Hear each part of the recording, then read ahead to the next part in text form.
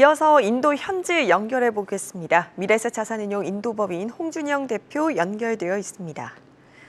얼마 전 IMF가 공개한 국가별 경제 성장률 전망치에서 인도가 가장 높게 나왔습니다. 어떤 부분에서 높은 평가를 받았습니까? 인도가 주요 국가 중에서도 가장 높은 성장률을 보일 수 있었던 배경은 크게 세 가지로 요약할 수 있을 것 같습니다. 먼저 코로나 중에도 구조적인 개혁이 지속적으로 일어났다는 부분인데요. 2월 인도의 예산안 발표에서 가장 주목할 만한 사항은 정부의 인프라 개발을 통한 경제 성장 계획안이라고 할 수 있을 것 같습니다. 또한 2025년까지 제조업 성장에 32조 규모의 인센티브를 제공하고 모디 정부의 최대 과제인 메이크 인 인디아 정책을 힘을 싣고 있는데요. 스타트업 인디아, 디지털 인디아 정책 등을 통해 새로운 경제 성장 동력을 확보하고 있으며 차이나 플러스 1에 의해 제조업들이 탈중국하여 인도로 오는 부분 또한 크게 작용하고 있다고 볼 수 있을 것 같습니다. 두 번째로 정부의 재정 수지가 개선되고 있습니다. 2017년 인도 정부는 세제 개혁을 통해서 세금 간소화 및 단일화에 노력을 기울였는데요. 지난 5년간은 세수 수입 증가폭이 크지 않았습니다. 2021년에는 정부의 세수 수입이 약 20% 증가하는 모습이었는데요. 이는 새로운 시스템이 안정화되어 가고 있다는 것을 보여주고 있는 것 같습니다. 또한 코로나 기간 동안 수입이 감소하고 수출이 증가하면서 경상수지 적자 폭도 큰 폭으로 개선되는 모습을 보였습니다. 정부의 이러한 재정 현안 개선은 인도 정부가 자본 지출을 늘릴 수 있고 경제 개혁 정책을 지속할 수 있는 발판으로 작용할 것입니다. 세 번째로 중앙은행이 완화적인 통화 정책을 통해 경제 성장을 서포트하고 있습니다. 중앙은행은 2020년 5월부터 지금까지 역대 최저금리인 4%를 유지하고 있는 중이며 인도의 경제 성장을 서포트하는 것이 최우선 과제라는 것을 분명히 밝히고 있습니다. 저금리 기조의 장기화는 결국 시장의 충분한 신용 공급과 기업의 영업이익 성장으로 이어졌고요. 2022년 인도의 탑 50 기업의 YOY 기업 성장률은, 기업 이익 성장률은 36%로 지난 연평균 기업 성장률이 약 한 5%대였던 것을 고려하면 매우 높은 수준이라고 할 수 있을 것 같습니다. 이렇게 단기적으로는 완화적인 통화 정책을 통해 시장의 유동성을 공급하고요.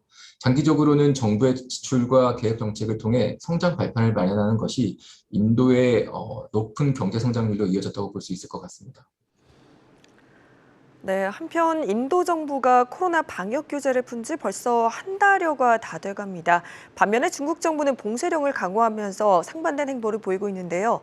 이로 인해 두 나라 간의 경제 성장률 격차가 점차 커지는 것 아닌가 이런 이야기가 나오고 있다고요. 학교, 회사 모두 정상 운영을 허용하고요. 코로나 관련 벌금 및 규제 모두 해제를 하였습니다. 제가 있는 마하라슈트라주는 마스크 의무 착용에 대한 규제 또한 해제하였고요. 같은 시기에 중국 정부는 코로나 확진자 급증으로 락다운을 발표하였으며 상해나 광저우 등 주요 도시는 아직까지도 일부 봉쇄가 지속되고 있는 상황인 것 같습니다. 지난 2주 중국의 총 확진자 수는 33만 명으로 지난 1월 인도의 오미크론 확산 때 인도의 일일 최대 확진자 수가 30만 명이었던 것을 비교하면 확산세가 심각한 수준이라고 보기는 어려울 것 같습니다. 그렇지만 오미크론의 치명률이 높지도 않고 백신 접종률이 높음에도 불구하고 중국에서 강한 락다운 정책을 감행하는 이유는 크게 두 가지인 것 같은데요. 먼저 인도의 경우 60세 이상의 노령 인구가 10% 미만으로 인구 구조가 매우 젊은 반면에 중국은 60세 이상의 고령 인구가 전체 인구의 약 20%로 위험군에 속하는 인구가 인도의 2배 이상이기 때문에 위드 코로나 시행 시 의료 시스템의 붕괴가 있을 수 있다는 점이 제일 큰 것 같습니다. 두 번째로는 2022년 가을에 열리는 20차 당대회에서 시진핑의 장기 집권을 위해 시진핑의 리더십을 공고히 할 명분이 필요한 점은 인도와 다른 상황인 것 같습니다. 3월 말 인도의 주요 매크로 지표를 보면 수요 측정의 주요한 지표가 되는 리테일 자동차 판매량과 트랙터 판매량이 전년 대비 각각 30% 그리고 50% 상승하였으며 노동 집약 산업의 수출량 또한 전년 대비 30% 성장하면서 경제 활동이 코로나 이전 수준으로 완연하게 회복하는 모습을 보이고 있습니다. 중국의 2022년 예상 경제 성장률은 이미 5.5%로 매우 낮은 상황이었는데 이번 봉쇄령으로 GDP 성장률이 그 미만으로 떨어질 수 있다는 전망이 나오고 있습니다.